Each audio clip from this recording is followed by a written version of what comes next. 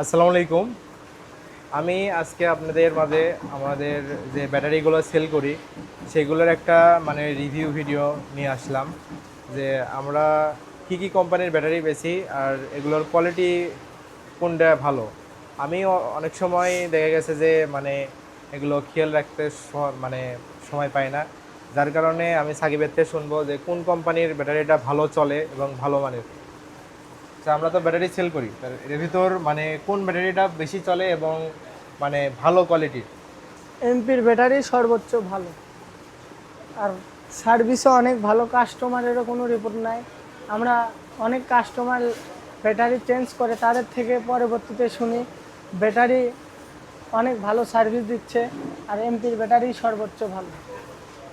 আচ্ছা, এমপির পক্ষ থেকে তোমার একটা গিফট, একটা গেঞ্জি।